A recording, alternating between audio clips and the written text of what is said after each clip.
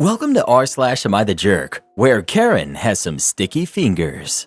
Am I the jerk for calling the police on my niece and not telling my sister beforehand? I, 24 female, have a sister who's 35 and she has a 16-year-old daughter. Her daughter has started rebelling and being a teenager, and recently she's gotten sticky fingers. She's been banned from the mall in our neighborhood, she was suspended from school for taking a girl's phone, and she's even tried to pawn off her mother's wedding ring. I don't like my niece at my house for this reason. I've worked too hard for my things for them to be stolen.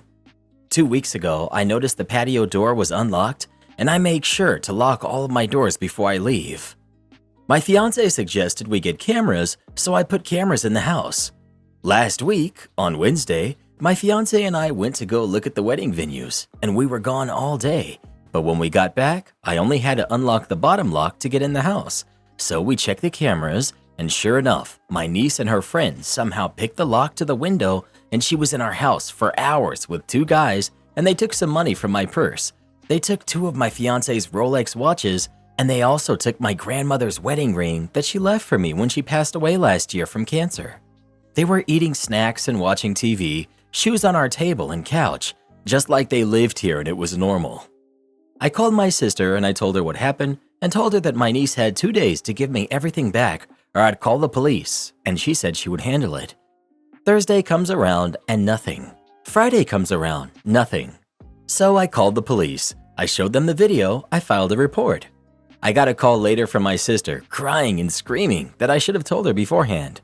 I told her I gave her 2 days to come up with the stolen items, and I heard nothing back, and I told her I was going to call the police. She's lucky I gave her grace for 2 days. My mom called me and said, "You don't have kids, so you don't understand." I told her it doesn't matter if I have kids or not. She committed a crime and brought 2 random people into my house. My safety was in danger. I don't get the whole, "you should have warned me." Warned her for what? So she could hide her? I don't think I did anything wrong.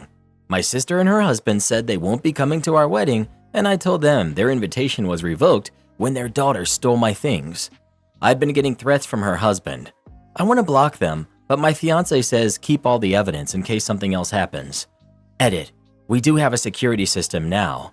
We've changed the locks. We're getting a safe for his watches and the more valuable stuff. We were planning on moving by the end of the year, and none of my family will know where we moved to. I don't feel safe here knowing that 2 random guys know where I live. My fiance also says that we're getting a guard dog. We were already talking about getting a dog. No, this isn't just for guarding. We wanted one before, but we were waiting until we moved. Also, by beforehand, my sister meant like the day I called the police. Also, I've not gotten my things back as of yet. Hopefully. I'm calling around local pawn shops, checking Facebook, Craigslist, all of it. For all the people calling me names over calling the police, you're also not giving me any other solutions. I did not want to call the police, which is why I gave her 2 days. I don't think any of you know how unnerving it is to have your home broken into. You don't know how unsafe it feels to walk in your home scanning if anything is gone, hearing a creak and wondering if they came back. These 2 random guys she brought know where I live. I should feel safe here, but I feel anything but that. If this had been someone else's home, she could have been seriously hurt. Hopefully this was a wake-up call. If she needed money, she could have asked me, not broke into my home with 2 guys who are still on the streets and could come back at any moment and do Lord knows what. Not the jerk. Your niece has some serious issues and she needs to understand actions have consequences. Question though, how did she get into your house? OP. The second time, she snuck in through the kitchen window. Definitely not the jerk. You were incredibly generous to give them 2 days grace. Have you had any of the items since you called the police? Your sister and husband had absolutely no right to be rude or threatening. Maybe they can use that energy to deal with your niece. Oh, for crying out loud. You don't have kids, so you don't understand. What's not to understand? She broke into your house with 2 accomplices and they stole numerous valuable items. Now you feel violated and unsafe in your own home. Not the jerk, but your sister and your mother are big time. Do what you need to do to reclaim your property and your peace of mind. Am I the jerk for telling my girlfriend I'm bothered by the way she and her family treat their house staff? I, 25 male, am dating this girl who's 24 for about 5 months now. I know her family was well off from the stories that she told me about her upbringing, but I didn't get a chance to meet her parents until this week when we all went to their beach house to spend a few days and to celebrate her father's 60th birthday. The house wasn't just huge, but it was also employed by a staff of about 8 people. I was never used to being served like that, and I witnessed some behaviors from my girlfriend and some of her family towards the workers that made me feel uncomfortable. Some examples. A. After our first night, I heard her mother tell one of their housekeepers to clean the bedroom my girlfriend and I were staying in. I told her mother everything was in order and that I already made our bed before leaving. Her mother then told me, in the presence of the housekeeper, that I shouldn't bother because that's her job. B. The other morning, my girlfriend and I woke up after everyone else had their breakfast. I went into the kitchen to grab some coffee and I saw the cooks were already starting to prep for lunch. So I told them I didn't want to bother them and made the coffee myself. My girlfriend came into the kitchen moments later and saw me making coffee. Later that day, she complained to her mother, without even asking me how things came about, that the cooks left me to make my own coffee. I had to explain everything. C. On her father's birthday, they had a fancy dinner with some other guests that came just that day, and some of the staff was made to stand in the room with their backs to the wall as we sat at the table and ate. It was like some Downtown Abbey stuff. I kept my mouth shut for the entire trip, but as soon as we came back, I couldn't hold it in any longer, and I told my girlfriend it made me really uncomfortable to see how she behaved towards the staff, and also gave some examples of instances where I felt her parents were rude to them. My girlfriend didn't take this well. She said that I'm the jerk here for judging their lifestyle. In her mind, we had a perfect week together, and I was withholding my judgment until I could unleash it all on her. I don't think I'm the jerk for speaking my mind. I just want you to consider a different perspective for a second. The staff might be 100% okay with the behavior you saw, if they're paid enough and feel confident that it's better than any other job options. An outsider seeing my job would probably think some parts of it are ridiculous, but those parts are worth it to me as the person actually doing the job. For example, when your girlfriend's mother said, "Don't make your bed, that's the staff's job," a staff member hearing that might think, "She's right, please don't do my job for me, because then she has no reason to pay me for that job." I'm not saying you're in the wrong feeling uncomfortable with the behavior that you saw. I'm just cautioning you that you might be trying to stick up for people who are actually okay with the work environment that you saw. I have never in my life been to a house where there are staff standing around the table while everyone else eats. I would feel uncomfortable too. But when I'm staying in a hotel, I find it normal that waiters are serving the food and then standing around to make sure everything is in order, and that cleaning staff are cleaning my room every day. It seems that this family is paying to have their household run as if it were a hotel. This doesn't seem to be a bad thing. In fact, the OP might have misstepped by going to the kitchen and making their own coffee. It's possible that the staff saw this as an intrusion. You're the jerk. It's a paid housekeeper's job to make the bed. You put the kitchen staff in a bad spot. They were not supposed to let you make coffee, but they couldn't contradict you as the boyfriend of one of the family. The staff, like any other waiter at a restaurant, just stands around and stands by waiting for the moment to bring the foods in or the plates away. Your girlfriend should have told you and prepared you, but perhaps she didn't know that she needed to. That's her fault. Maybe she's just naive. I don't know. The fact is, that's the way things are run at her place. Can you accept it and not see it as exploitation? The staff is working and is compensated, or does this make you uncomfortable?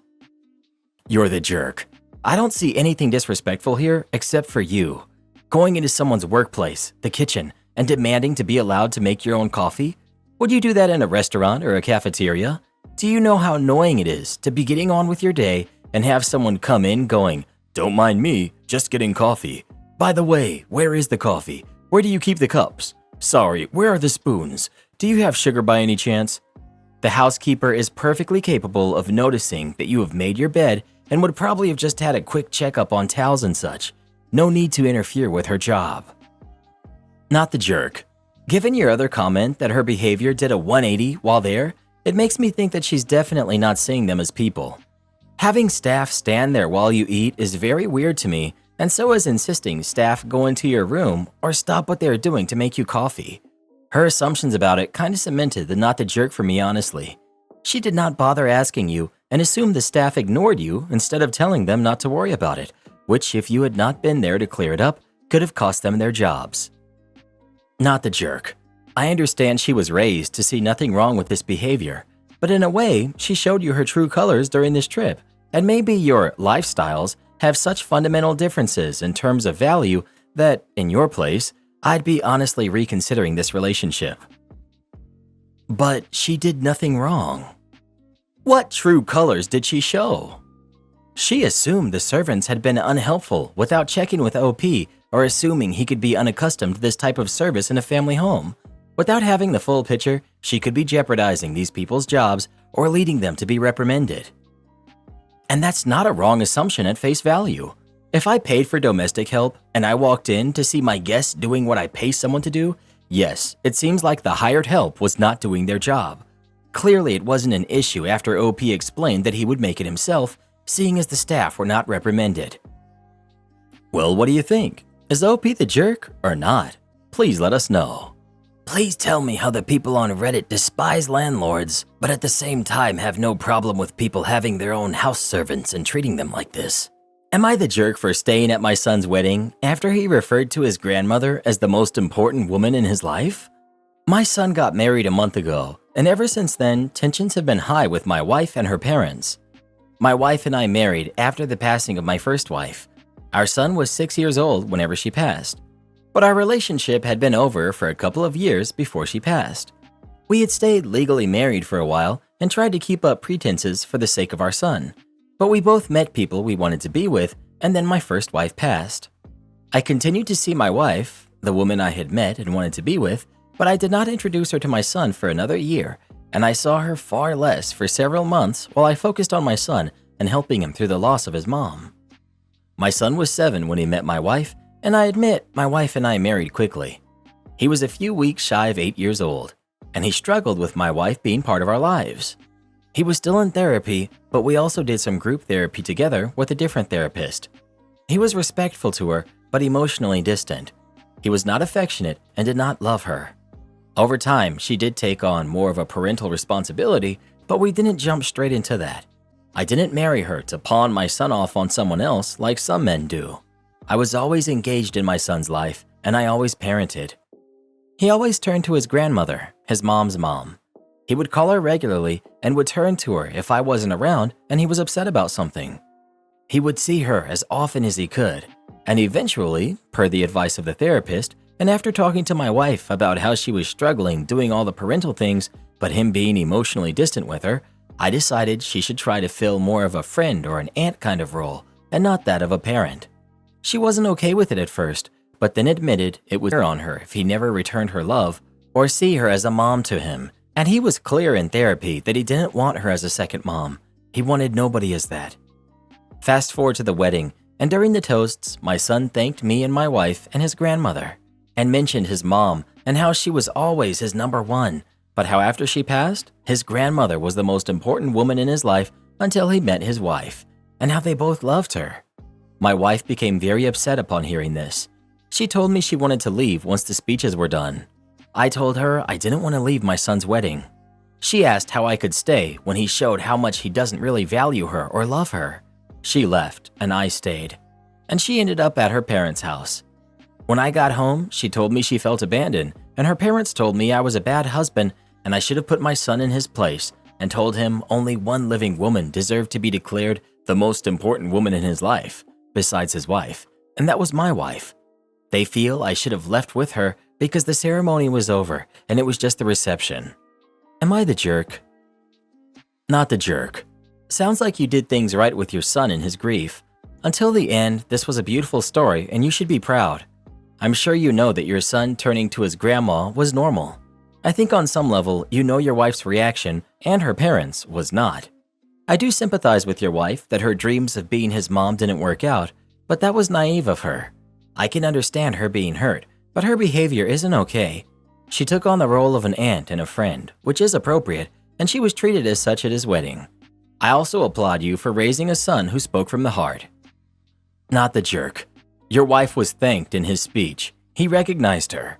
She's had a couple of decades to understand and accept your son being closer to his grandmother.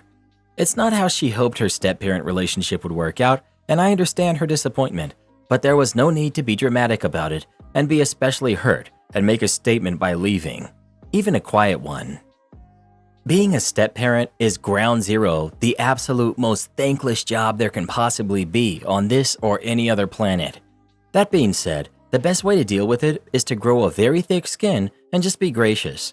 I feel for your wife, but I would have stayed at the reception and dealt with my feelings privately. I would not have expected or demanded that my husband leave early. Am I the jerk for telling my sister that she shouldn't overvalue herself and prepare for the worst? I, 21 female, have an older sister, Eve, who's 29, who had her first kid, Lori, who's 1. And while this should be a time of joy and excitement, there's actually a lot of tension and brewing resentment between her, our mom, and her husband, Jack, who's 29. Despite it being unplanned, Eve's pregnancy was wanted, and Jack was an involved partner. He went to most of Eve's appointments, took the birthing classes, and supported Eve's decision to just have our mom in the room while he went outside when she gave birth. The plan was for our mom to be by Eve's side in the room and to help stay for a week after Lori was born.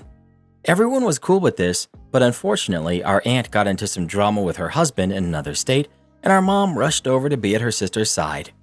Eve was already in her 3rd trimester, so Jack didn't like the idea of our mom going and voiced it.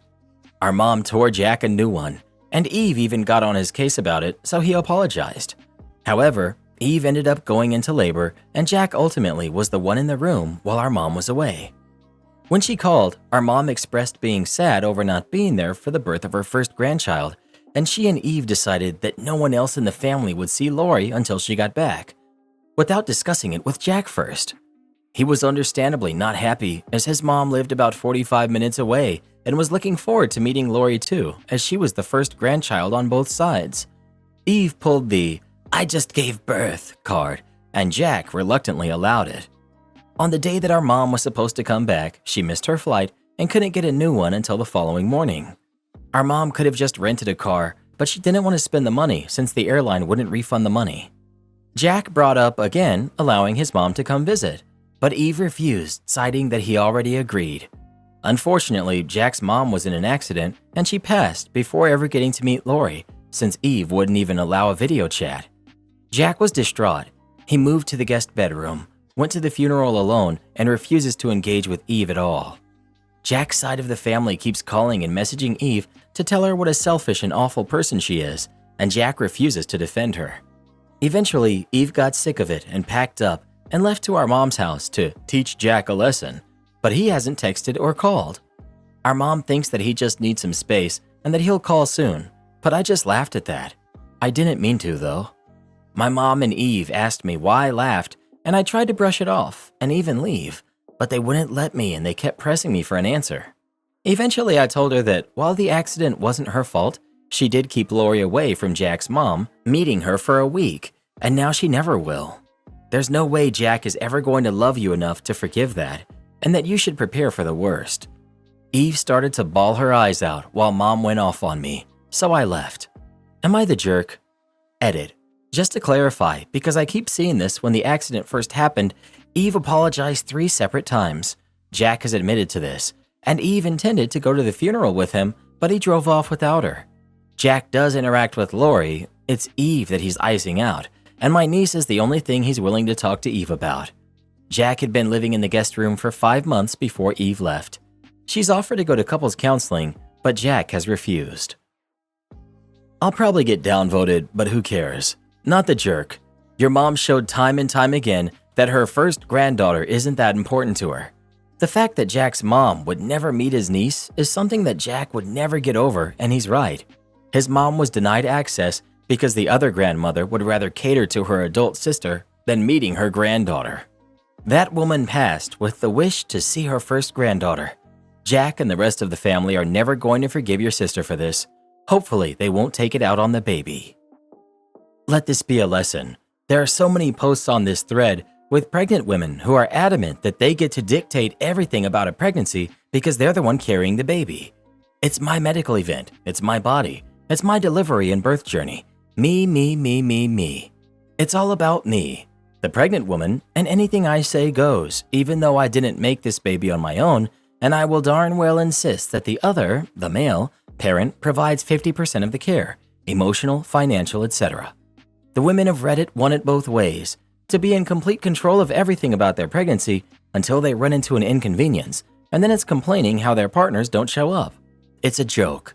They completely sideline the other parent as if they don't matter, but let the other parent do anything out of step, they get flamed. Y'all better wake up and get off social media and start using some common sense.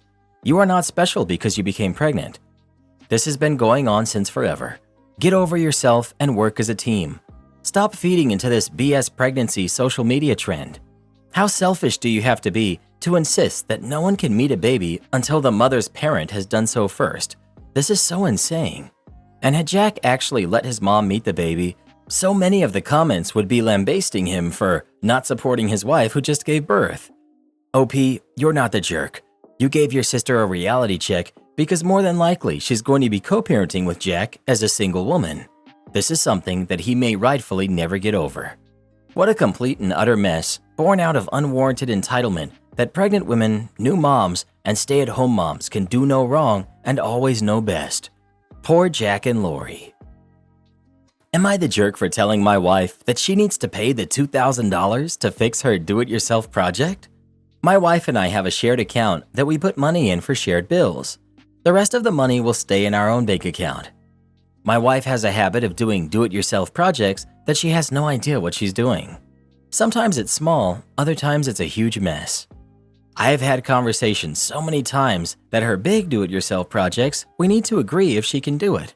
This is due to her getting way over her head, and then I need to fix it or we have to pay someone. I'm sick of coming home and needing to fix a whole mess. She decided that she wanted to repaint the kitchen cabinets. Well, she didn't do a test on a small piece and started sanding. Those cabinets are not real wood, and she scratched them to heck and back again. The paint isn't sticking, and they are awful. She ruined almost all of the top kitchen cabinets. This is what I came home to. I told her she needs to replace them all, that she ruined perfectly good cabinets, and I'm not paying for it. This isn't a shared expense, and we've had conversation after conversation about her do-it-yourself projects. Also, if she just talked to me, I would have told her those are not real wood and had an odd panel covering on it. It's going to cost her around $2,000 to buy new cabinets and for people to install them. This started an argument where she said new cabinets are a shared expense and that I'm a jerk for not helping her. I came here for more opinions. Not the jerk, but where on earth do you live that new cabinets with installation is only $2,000? Did you mean $20,000? Because that's what it would cost here. If they're really only a couple of grand for brand new installed, maybe install them for her, but have her pay for them. OP. Luckily our kitchen is small and I have a friend that's willing to do it for some pizza and the drive out. $2,000 was basically the cost of the cabinets, and luckily she didn't touch the island or the lower ones. If we were actually hiring someone, it would be around $10,000 and probably take a month since they are weirdly slow. Not the jerk. She should ask before starting anything that belongs to you both whether she is capable of pulling the project off or not. My husband would blow a gasket if he came home and I'd repainted the cabinets, even if I had done a perfect job. That said, it is possible to paint over laminate. You don't need new cabinets, you just need to learn the proper procedure for this type of surface that you're working with. OP. It's scratched up very badly. It will need to be filled to even have a chance, and I don't trust her to actually do a good job. I don't want crappy looking cabinets. Our old ones were nice. Enjoy your open shelving concept until your wife caves. This is literally her mess. She needs to sort it out. If it was not a joint project, agreed on and budgeted on beforehand, this is all on her, not the jerk. Karen demands I charge my son rent to live in a house that he partially owns. My oldest son, who's 24, is not my wife's biological kid.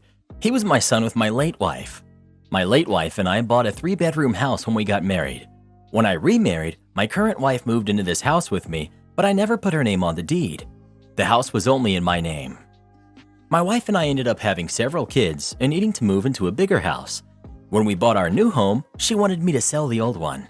I said no, that this home was something my late wife and I purchased with the hope of one day passing on to our son. I would make it a rental property instead. That was one of the biggest fights we had ever had. She insisted we make a compromise, but I refused to do so. When my son graduated from college, I put his name on the deed to the house with mine, which was another fight.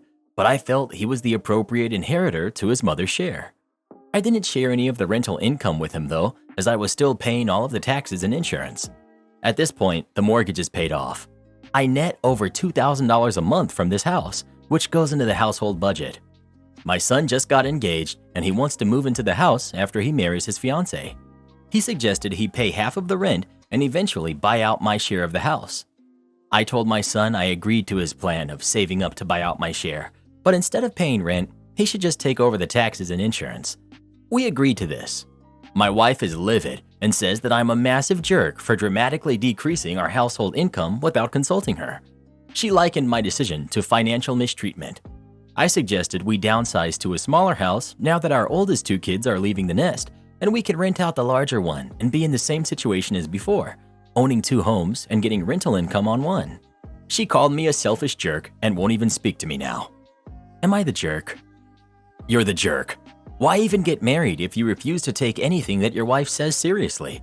Maybe try treating her like an actual human and take what she has to say into consideration.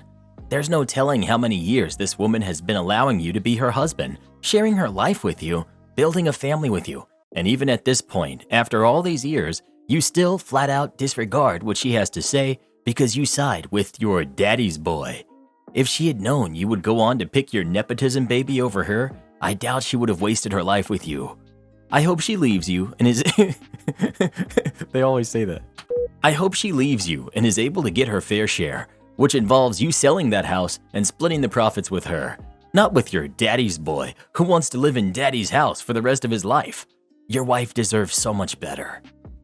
My brother married the mother of his daughter's bully and moved them into his house. My brother, 39 male, has a daughter, Piper, who's 15. When Piper was 4, her mom passed. My brother told Piper so much about her, and they had some special photos of her mom that were treasured. When Piper was 6, she started being teased by this girl called Nancy, who's now 15. It continued on for over a year and ultimately came to a head when Nancy tore up a photo of Piper's mom that Piper brought into school for some show-and-tell family edition her class was doing. From that day on, Piper did not like Nancy. Because of that incident, my brother and Nancy's mom met. They became friends, and a few months after the incident, where Nancy tore up the photo, they started dating, and they married a year later. Piper pulled away from my brother when she found out he was dating Nancy's mom, and even more when they moved in together and got married. Nancy was actually happy and tried to get close to Piper, but Piper wanted nothing to do with that. Nancy's mom mentioned how being sisters would mend the rift, and I thought that was kind of crazy given what went down. My brother only mentioned to me recently that he really thought Piper and Nancy would be sisters and would be close by now. But Piper doesn't want anything to do with Nancy still and doesn't trust her around anything important. I told my brother that's because he moved too fast to get that kind of relationship with them. I said he and his wife started dating and Nancy hadn't even apologized, and then Piper was still upset about who he was dating and Nancy being in her life more when they got married. I told him at no point did he try to make what happened better for Piper. He thought his marriage license would somehow erase the hurt Piper felt and the bullying Nancy put Piper through for more than a year. I said maybe if he had given it time, let Nancy apologize, and given the girls space where they weren't living together to interact outside of school, things could have been different. But you had one kid who was hurt and angry, and another who was eager to have a dad and a sibling after only having her mom. My brother said I expected him to let Piper dictate his life. I said no, not what I said. I said if he wanted Piper to be happy and embrace Nancy as a sibling, then he should have taken things more slowly to get that outcome. He told me it was none of my business and I was overstepping and I'm just his little sister. Am I the jerk? Not the jerk. Your brother sucks and he needed to hear it. Being sisters will mend the rift is the kind of BS rationalization people make when they don't want to face how disgusting it is that they're bringing Piper's bully into her home, into her family. My brother said I expected him to let Piper dictate his life? Ugh, yeah, God forbid a parent be expected to prioritize their kid's well-being or anything. What your brother needs to realize is that, sure, he can refuse to care about his teenage daughter, but Piper is fast approaching the age of adulthood when he can no longer dictate her life. I think he'll be in for a rude awakening when his daughter drops him just as coldly as he's dropped her. Not the jerk. He shoved aside his daughter's feelings for his own personal happiness. I think it's incredibly gross he even started being friends with the parent of his daughter's bully, much less dating and then marrying her. Did they tell this lovely story of how they met at their wedding? He's probably permanently damaged his relationship with his daughter. And your brother is the one who brought it up. You didn't just say it out of nowhere. If it wasn't your business, then maybe he shouldn't have been talking about it with you. He's just mad you called him out on his BS.